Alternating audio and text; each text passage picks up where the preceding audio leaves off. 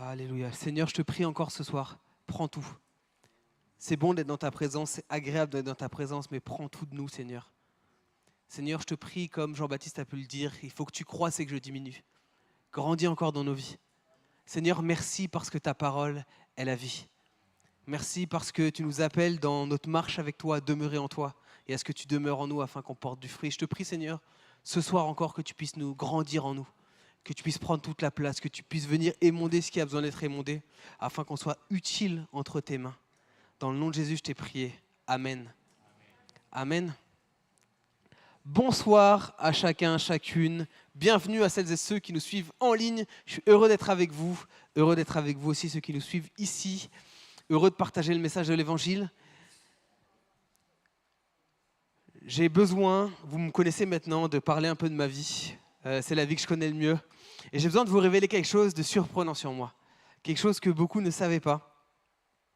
Je ne suis pas du tout un homme manuel. Si vous avez besoin de faire des travaux chez vous, ne me demandez pas. Je risque d'aggraver plus la situation que de l'aider. Mais je respecte vraiment les gars, les filles qui sont doués là-dessus. C'est une chose que je respecte plus que tout, ça m'impressionne. Les gens qui aiment ça, qui sont doués dans leurs mains, ils peuvent faire des meubles, ils peuvent faire des... Vraiment, je respecte ça. Et je ne sais pas quels sont vos dons, vos talents. Dieu nous a distribué, nous a donné des dons, des talents, chacun avec des aptitudes, des qualités naturelles. Il y en a ici, vous êtes doués en maths. Il y en a, vous courez vite. Je sais que David, il court et tout. Il y en a, il court vite. Il y en a, ils ont un don particulier que je n'ai pas, c'est le don de l'orientation. Il y a des gens, je trouve ça fou, ils arrivent à se déplacer sans GPS. Quand je suis arrivé ici, on a fait beaucoup de visites avec Jonathan et ce qui m'a impressionné, c'est qu'il allait partout dans le camp sans GPS. Moi, pour aller jusqu'à chez moi, je viens juste d'enlever le GPS, ça fait 9 mois que je suis arrivé. Il y a des gens qui sont doués, mais moi, je ne suis pas du tout. Je peux me perdre dans ma rue, véridique. Et pourquoi je vous parle de GPS ? Je ne vais pas aller plus loin dans ça. Parce qu'il m'est déjà arrivé, comme je ne suis pas doué dans mon sens de l'orientation, je suis mon GPS aveuglément. Et il m'est arrivé il y a quelques années de ça, je mets une adresse dans mon GPS, je suis à Bordeaux, et je suis tellement focalisé sur le GPS que je ne regarde pas la route. Ne faites pas ça, il faut être prudent. Mais en fait, le GPS me dit de tourner à droite, et je ne vois pas qu'il y a un panneau sens interdit. Donc moi, je tourne à droite, le GPS me dit de tourner à droite, et la police était là. Et Dieu merci, ils ont été compréhensifs avec moi, et je n'ai rien eu. Merci les policiers qui étaient là, Dieu a travaillé leur cœur. Mais la réalité, c'est que de la même manière que le GPS nous amène à une destination, il faut vérifier la destination où on va, sinon on va n'importe où. J'aimerais nous parler d'une chose qui n'est pas un GPS, mais notre cœur fonctionne de la même façon. Il faut s'assurer d'avoir la bonne destination si on veut arriver à bonne destination. Certains d'entre vous ont déjà entendu ou donné ce conseil, suis ton cœur, qui est un très mauvais conseil. Qu'est-ce que ton cœur te dit de faire? La vérité, c'est que notre cœur nous dit de faire ce qu'on lui donne à manger. Alors, avant de suivre notre cœur, il faut s'assurer que notre cœur est sur la bonne destination. Paul le dit. Paul le dit d'une autre manière, il dit « Je fais le mal que je ne veux pas faire, mais je ne fais pas le bien que je veux faire ». Pourquoi Paul galère avec ça? Parce que notre nature pécheresse est là et nous fait faire des choses qu'on n'a pas envie de faire. On fait ce qu'on n'a pas envie de faire. Et certainement, vous avez déjà entendu 1000 fois ce verset, ce passage. Garde ton cœur plus que toute autre chose. Certainement, quand vous étiez jeune ou quand vous êtes jeune, un pasteur comme moi a dû vous dire garde ton cœur plus que toute autre chose. C'est biblique, hein. Il faut garder son cœur. Mais comment? Comment garder son cœur? Parce que le cœur est quelque chose de particulier. La Bible peut sembler par moments contradictoire. Jérémie 17, verset 9 nous dit « Le cœur est tortueux plus que tout, il est incurable, qui peut le connaître ?» Mais, c'est que la moitié de l'histoire. Romains 5 nous dit « Mais grâce soit rendue à Dieu, car autrefois esclaves du péché, vous aviez obéi de tout votre cœur au modèle d'enseignement auquel vous avez été confiés. Maintenant, vous êtes libres. » On est régénéré en Jésus. Un terme théologique pour dire que Dieu nous a remplis d'un cœur nouveau. Mais, la difficulté, et si vous avez plus de 15 minutes de marche avec Jésus, c'est que on est dans cet entre-deux. Ce cœur régénéré, mais ce cœur encore là. Et c'est pour ça que Paul dit, le mal que je fais, je ne veux pas le faire, mais le bien que je fais, j'arrive pas à le faire. J'aimerais vous encourager ce soir et vous challenger, vous accompagner. S'il y en a qui prennent des notes, je vous encourage à le faire ce soir, sur comment garder son cœur. Si on veut aller à la bonne destination, il faut que notre cœur soit bien nourri, mais il faut le garder. Comment garder son cœur? On va lire ensemble ce proverbe, le proverbe 4, à partir du verset 20 jusqu'au verset 27. Et les premiers chapitres de proverbes, c'est Salomon qui donne des conseils. C'est les conseils d'un père à son fils. Ce qui a été écrit il y a des milliers d'années reste pertinent pour nous. Proverbe 4, versets 20 à 27. « Mon fils, sois attentif à mes paroles. Prête l'oreille à mes discours, qu'ils ne s'éloignent pas de tes yeux. Garde-les au fond de ton cœur, car c'est la vie pour ceux qui les trouvent. C'est la santé pour tout leur cœur. Garde ton cœur plus que toute autre chose, car de lui viennent les sources de la vie. Écarte de ta bouche la fausseté, éloigne de tes lèvres les détours, que tes yeux regardent en face, que tes paupières se dirigent devant toi. Considère le chemin par où tu passes, et que toutes tes voies soient bien réglées. N'incline ni à droite ni à gauche, et détourne ton pied du mal. » Avant d'aller plus loin, je vais vous poser 5 questions à se poser sur comment garder mon cœur. Mais avant d'aller plus loin, j'aimerais, au travers de ce texte-là, sortir 3 informations qui sont importantes pour comprendre. 3 vérités. La première, c'est que notre cœur stocke ce qu'on vit. Notre cœur fonctionne comme un disque dur. Ce qu'on vit, ce qu'on consomme, ce qu'on regarde, ce qu'on écoute, vient être stocké dans notre cœur. Notre cœur, ce qu'on met dans notre cœur, influence notre vie. Ça influence nos décisions, nos actions, notre caractère. Et, troisièmement, Dieu nous demande de garder notre cœur avec attention. Garde ton cœur plus que toute autre chose. C'est une priorité absolue. Mais qu'est-ce que ça veut dire garder son cœur? Le mot employé pour parler de garder, c'est le mot veiller. C'était un mot qui était utilisé à l'époque pour les soldats qui se mettaient devant la tour et qui regardaient qu'il n'y ait pas d'ennemis qui soient là. Veille. Veille sur ton cœur. Protège ton cœur. Comment le protéger? Déjà par et je vais l'expliquer après, par nos 5 sens. La vue, le toucher, l'ouïe, l'odorat, ce qui entre descend dans notre cœur. Et c'est de notre cœur que s'ancre tout le reste, les émotions et ce genre de choses. Il y a quelques années de ça, j'ai eu l'occasion d'aller en Italie, ma famille est italienne. Et j'étais à Rome, et on s'est promené dans un marché. Et j'ai découvert à quel point notre cerveau était incroyable. C'est que je me retrouve dans un marché en plein milieu de Rome. Je parle très très mal italien, je comprends très mal l'italien. Mais là, je sens une odeur. Et une odeur qui me fait me rappeler des souvenirs. C'était l'odeur que lorsque ma grand-mère faisait à manger. Et tout de suite, je me suis senti comme un enfant. Je me voyais à table chez ma grand-mère avec ce repas. Et en fait, la réalité, c'est que notre cœur stocke tout ce qu'on consomme. Nos pensées, tout. L'odeur, le goût, le toucher, la vue. Et je n'ai pas trouvé d'autres images, donc excusez-moi de l'image. Mais veiller, ça veut dire quoi? Ça veut dire être comme... vous avez déjà vu des vigiles dans les magasins très select? Tu sais, les grands... Désolé de l'anecdote, j'ai pas mieux. Désolé ceux qui me suivent en ligne. C'est comme un videur en boîte de nuit. Tu vérifies ce qui rentre ou pas. Est-ce que ça vient de Dieu ou non? Si ça ne vient pas de Dieu, ça ne t'aidera pas à marcher dans ses voies, donc tu ne le laisses pas rentrer. Si ça vient de Dieu, il faut le laisser rentrer. Veille sur ton cœur plus que toute autre chose. Et de ça, j'ai noté 5 questions de ce texte-là. La première question, verset 20. « Mon fils, sois attentif à mes paroles, prête l'oreille à mes discours. » Qui est-ce que tu écoutes? Quelle voix tu écoutes dans ta vie? C'est très très important, les amis. À qui prêtes-tu l'oreille? Parce qu'on a tous des gens qu'on laisse, des paroles auxquelles on donne du poids dans nos vies. Et très souvent, l'être humain a une chose de particulier, c'est qu'il va chercher des voix qui vont dans le même sens que lui. Des voix qui vont confirmer ce qu'il veut faire. Et on cherche à s'entourer de gens comme ça. C'est important, les gens auxquels on s'entoure, mais ce n'est pas juste une question d'entourage. Qu'est-ce qu'on laisse entrer dans nos oreilles? Qu'est-ce qu'on écoute? Les parents, vous le savez, l'importance de l'influence sur les enfants.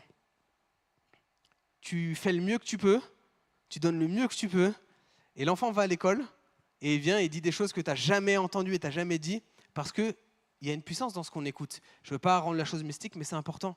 Qu'est-ce qu'on écoute? Il y a un pasteur qui posait cette question, je trouvais ça super intéressant, un pasteur jeune aux États-Unis, qui disait que depuis des années, il a des jeunes qui viennent le voir et qui lui disent toujours la même chose.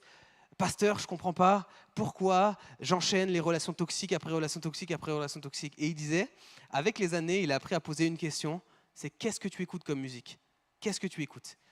Et les jeunes, ils avaient toujours la même question, mais qu'est-ce que tu veux me dire? Moi, je te parle de mes relations et toi, qu'est-ce que tu écoutes? Et dit justement, ce que tu écoutes façonne ce que tu crois.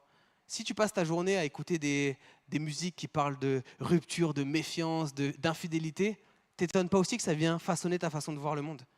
Bien sûr, je ne suis pas en croisade contre les musiques. On se comprend bien. Mais c'est important ce qu'on écoute. Parce que ça vient façonner notre façon de voir. Il faut être vigilant avec ce qu'on écoute, avec ce qu'on consomme.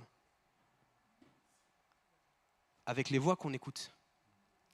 À quelle voix humaine on donne de l'importance? Un petit conseil, les amis, très simple. Regardez le fruit de la vie de la personne. Il y a plein de gens qui vont être très propices à vous donner des conseils. Quand j'étais papa, je me suis rendu compte à quel point tout le monde avait des conseils pour moi. Les parents, vous comprendrez ce que je veux dire. Des gens qui n'ont jamais d'enfants, qui n'ont pas d'enfants, qui me disent comment je dois élever mon enfant. À un moment donné, je leur ai dit, écoutez les amis, c'est bien, mais tu n'as pas d'enfant. Donc je vais écouter quelqu'un qui a un enfant, quelqu'un où ça se passe bien avec son enfant. Mais quelle voix on écoute, quelle voix on laisse avoir de l'importance? Bien sûr, la parole de Dieu doit primer sur tout le reste. Mais ce qu'on écoute influence fortement. Alors faisons attention. Salomon dit, garde ton cœur plus que toute autre chose. Plus que tout. C'est le plus sage des hommes après Jésus quand même qui nous dit ça. C'est important. La deuxième chose que j'ai tirée de ce texte, c'est qu'est-ce qu'on dit? Quelles sont nos paroles? Parce qu'il y a ce qu'on écoute, mais il y a ce qu'on dit.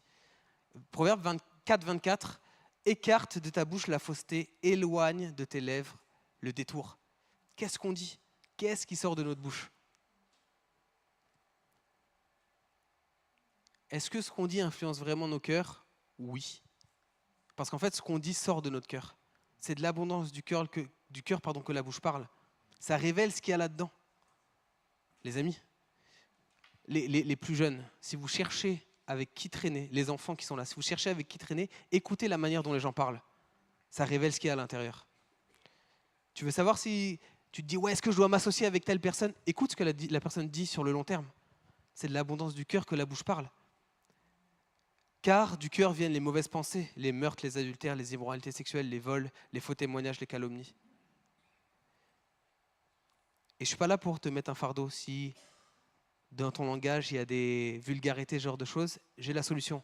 Connais Jésus et laisse-toi remplir du Saint-Esprit. Celui qui demeure en moi et en qui je demeure, celui-là apportera du fruit, il en portera même beaucoup.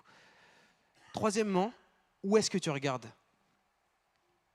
Proverbe 4, 25, que tes yeux regardent en face et que tes paupières se dirigent devant toi.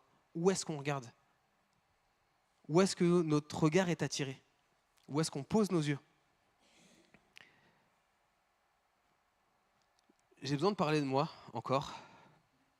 Vous êtes ma thérapie. Non, c'est une blague, c'est une blague. Hein.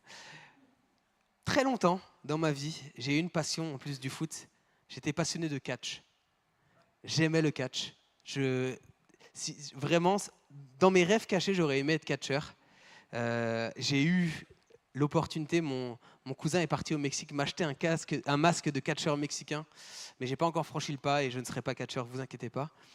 Mais je vous avoue que par moment, il m'arrivait de regarder du catch. Et en fait, je me suis rendu compte il y a quelques années que sur ma page sur Instagram, vous savez, ils vous mettent, ceux qui n'ont pas Instagram, vous inquiétez pas, restez avec moi, je vais parler français, ils vous mettent des recommandations en fonction de ce que vous aimez, ce que vous regardez.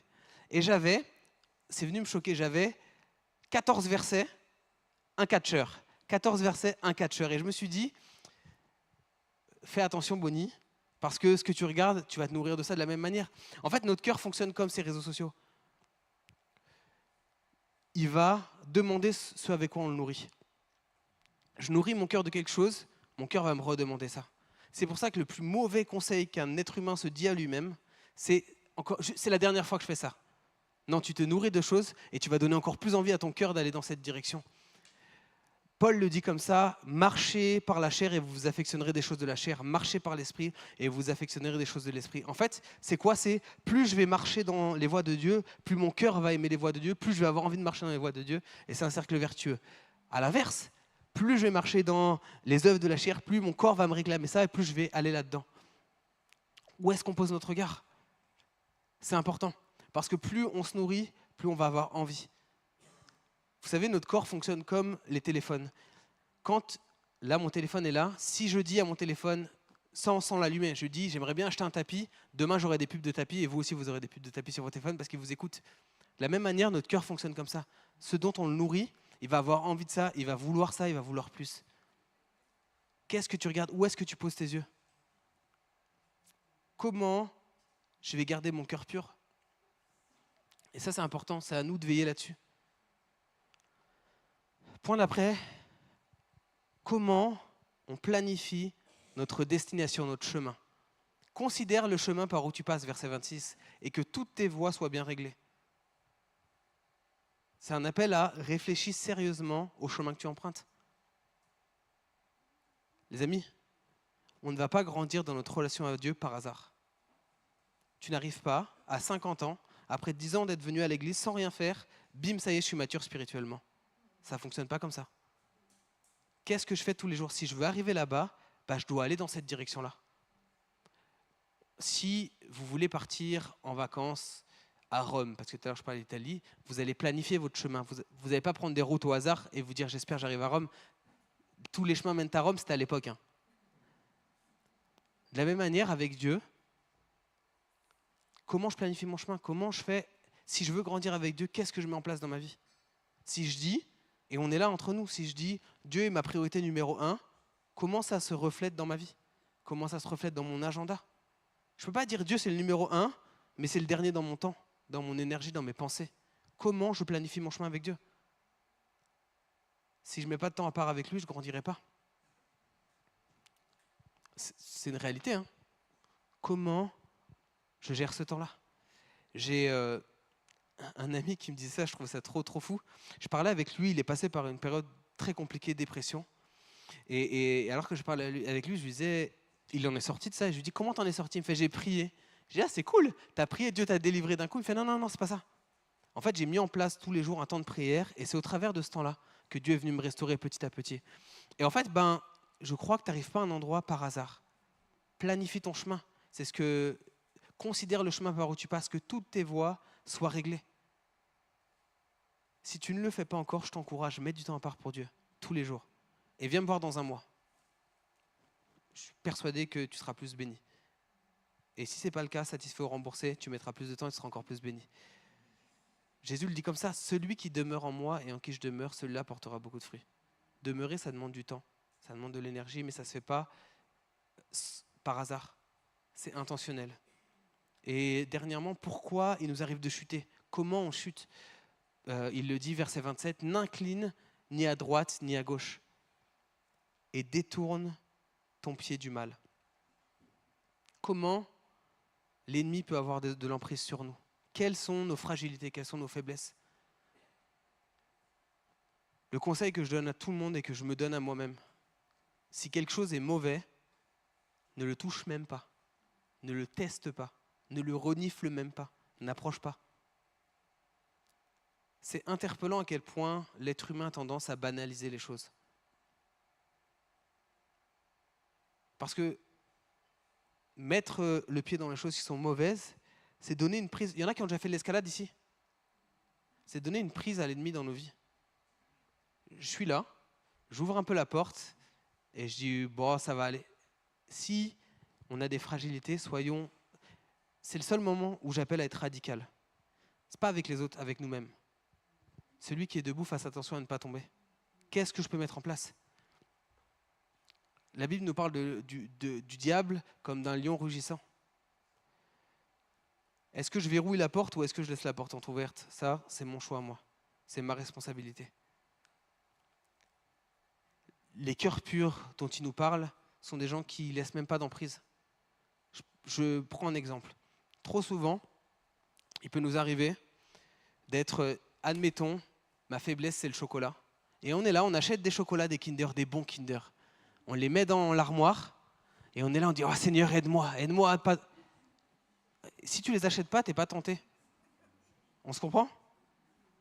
Qu'est-ce que je peux mettre en place? Je lisais ces textes, c'est venu me frapper. David et Joseph ont été tentés par les mêmes choses. Joseph, c'était encore pire parce qu'il était dans la même salle que la personne. David est tombé. Joseph a fui. Il n'a même pas essayé de négocier. Il est parti en courant. Il y a des moments dans nos vies, on doit mettre en place des choses. Qu'est-ce qui peut nous faire chuter? Et comment je fais pour ne pas chuter là-dedans? Ne nous croyons pas plus forts que ce qu'on est, mais n'incline ton cœur, ni à droite ni à gauche. Soyons vigilants sur nos voies. Qu'est-ce qui peut être une occasion de chute pour nous? Et faisons attention. Parlons-en à des amis proches qui aiment Dieu. La redevabilité, c'est une super chose, les amis. Ça nous permet, deux valent mieux qu'un. Car si l'un tombe, l'autre le relève, c'est la Bible. Mais qu'est-ce que je peux faire pour protéger mon cœur? Qu'est-ce que je peux faire pour me protéger? J'ai mon meilleur ami avec qui on s'écrit toutes les semaines. Et je lui pose ces questions. Comment ça va ta vie en ce moment? Comment ça va ton temps avec Dieu? Tes défis? Est-ce que cette semaine tu as chuté, je peux prier pour toi? Qu'est-ce que tu peux mettre en place? Comment? Et pas pour le « oh c'est bien », non. Pour le défier, pour le challenger, pour le permettre d'aller de l'avant. Pour ne pas qu'on incline l'un l'autre à droite, à gauche. On a besoin d'être vigilant. On a besoin de garder notre cœur plus que toute autre chose. C'est pourquoi c'est important, d'après ce texte, de se poser ces questions. Qu'est-ce qu'on écoute? Qu'est-ce qu'on dit? Qu'est-ce qu'on regarde? Pourquoi on s'égare? Comment on planifie notre chemin? Et ce qui est tragique dans ce texte, vraiment, c'est que le gars qui l'a écrit n'a pas suivi ses conseils. Il est dit dans 1 Roi 11 que lorsque Salomon devint vieux, ses femmes détournèrent son cœur vers d'autres dieux. Et son cœur ne fut plus tout entier à l'Éternel comme l'avait été le cœur de David, son père. Et on a tout un livre, l'Ecclésiaste, qui nous montre comment la vie de Salomon est devenue un laboratoire d'expérience. Luxe, plaisir, richesse. Et à la fin, dépression, désillusion. Son cœur a été détourné, il n'a pas gardé son cœur plus que toute autre chose. Jésus, en revanche, a été tenté en toute chose. Et il a gardé son cœur. Il est dit que pour la joie qui lui était réservée, il a enduré la croix, il a méprisé la honte. Fixons nos regards sur Jésus, l'auteur, le consommateur de notre foi. Paul le dit, débarrassons-nous du péché qui nous enveloppe si facilement. Soyons vigilants. À quel point on doit prendre cet avertissement de garde ton cœur plus que toute autre chose, je crois qu'il y a peu de choses dans notre foi, dans notre vie, qu'on doit prendre plus au sérieux que ça. Gardons notre cœur plus que toute autre chose. Je crois qu'on ne sera jamais extrémiste dans ce point-là pour nous, de garder nos cœurs. Mais je crois que trop souvent l'erreur, avant de terminer, l'erreur qu'on fait en tant que chrétien, c'est qu'on coupe plein de choses, c'est une bonne chose, mais on a besoin aussi de laisser l'évangile de Dieu venir nous transformer jour après jour. On a besoin des deux. Des choses qu'on a coupées et de laisser Dieu nous transformer. De veiller à nos chemins, mais de laisser Dieu aussi faire son œuvre. Garder son cœur, c'est pas juste une belle phrase sur Instagram. C'est un mode de vie. Parce qu'on est engagé. Quand tu te positionnes avec Dieu, tu t'engages dans une bataille, que tu le veuilles ou non. Et notre cœur peut être facilement attiré, facilement séduit, facilement contaminé, distrait ou même endurci. Mais la bonne nouvelle, c'est que Dieu ne nous appelle pas à être dans la peur. Je vous rassure, il y a la liberté en Jésus, mais il veut qu'on soit vigilant, parce qu'il veut produire des belles choses en nous. On peut vivre libre, on peut vivre avec un cœur restauré, on peut vivre avec un cœur guéri, c'est faisable, c'est l'œuvre de Dieu. Mais Dieu veut nous faire passer de la confusion à la stabilité. Je crois que dans le plan de Dieu, il veut qu'il y ait des hommes matures, des femmes matures qui gardent leur cœur, plus que toute autre chose. Alors j'aimerais faire une chose toute simple, j'aimerais prendre quelques minutes pour prier sur chacun des points dans nos vies. On peut se mettre peut-être à 2 si on a envie, mais juste quelques points, qu'on puisse prier pour nous, comment veiller là-dessus. Le premier point, c'est à quelle voix on donne de l'attention. Peut-être qu'il y a des bruits parasites que tu as laissés envahir. Je crois que c'est le moment de demander à Dieu, Seigneur, je veux m'éloigner de ce qui me déconnecte de toi et je veux m'approcher de toi. Est-ce qu'il y a des choses que Dieu t'appelle à couper? Et à écouter sa parole aussi encore plus, mais qu'on puisse prier dans ce sens-là. Seigneur, à quelle voix je donne de l'importance? Alléluia, Jésus. Seigneur, tu nous dis dans ta parole que tu es le bon berger et que tes brebis reconnaissent ta voix. Je te prie, Seigneur, que ta voix puisse se faire audible dans nos vies, mais toutes les voix qui nous éloignent de toi puissent disparaître. Seigneur, je te prie de nous donner le courage, s'il y a des choses qu'on doit couper dans nos vies, qu'on puisse le faire pour te gagner toi. Paul le dit comme ça, la mort m'est un gain. Et s'il y a des choses qu'on doit couper pour te gagner toi, ben ça vaut le coup. Je te prie, Seigneur, encore que ta voix soit celle qui ait le plus d'importance dans nos vies. Entoure-nous, permets-nous d'être entourés de gens qui vont nous approcher de toi, de gens dont le témoignage t'honore, de gens qui portent du fruit de l'esprit, avec qui on va pouvoir être, avec qui on va pouvoir grandir. Seigneur, je te prie que ta voix soit celle qui domine dans nos vies. Seigneur, je te prie que toute voix qui nous a influencés aussi, tu puisses travailler nos cœurs, enlever ce qui ne vient pas de toi. Que tu puisses grandir dans nos vies et qu'on puisse diminuer. Alléluia, Jésus. J'aimerais qu'on puisse prier pour nos paroles. Notre bouche révèle l'état de notre cœur. Est-ce que nos paroles construisent ou est-ce qu'elles détruisent? Parce que voici la vie et la mort sont au pouvoir de la langue, c'est ce que la Bible nous dit. Mais je crois qu'on est appelé à être porteur de vie. On est appelé à être à l'image de Jésus. Est-ce qu'on peut prier dans ce sens-là, que Dieu vienne transformer nos cœurs et que ça puisse se voir sur nos paroles, notre façon de parler? Alléluia, Jésus. Seigneur, je prie que tu puisses venir, comme ce divin chirurgien, travailler nos cœurs. Et tout ce qui n'est pas à ta gloire dans nos cœurs puisse être enlevé, Seigneur. Père, je te prie que nos paroles puissent parler de toi. Que nos paroles puissent construire. Qu'on puisse être tes témoins dans toute notre manière de parler, Seigneur. Viens enlever ce qui dans nos cœurs n'est pas à ton image. Viens enlever toute influence qu'il y a dans nos cœurs qui nous éloigne de toi. Mais je te prie, Seigneur, que l'abondance de notre cœur puisse parler de toi. Qu'on puisse s'affectionner de toi.